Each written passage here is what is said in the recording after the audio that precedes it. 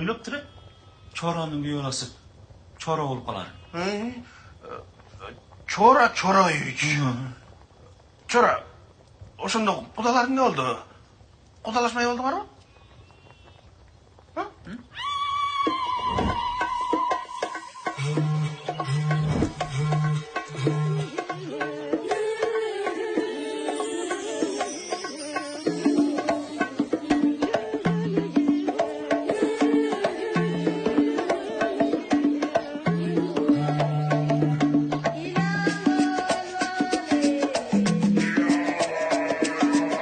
Kudalar, Mahmud'un yetinin haklı.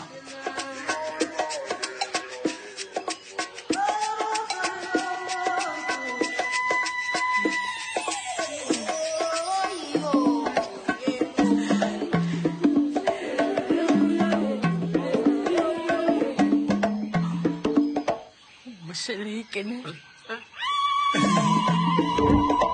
Bu şeyleyi gene. Çora. Kudalar beni tanışmaya oldu var mı? Gut söylüyor aldı etti o sırıklaç. Şorpada o tuz var iken.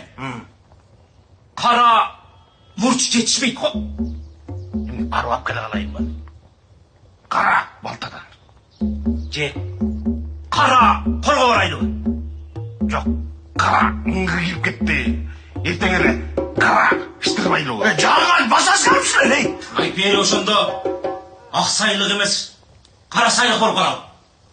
Nasıl suya git? Kara canın artısı gelin mi?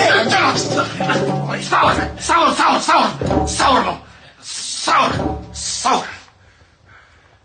Mo yetti karagıla. Karayüz. Karacan.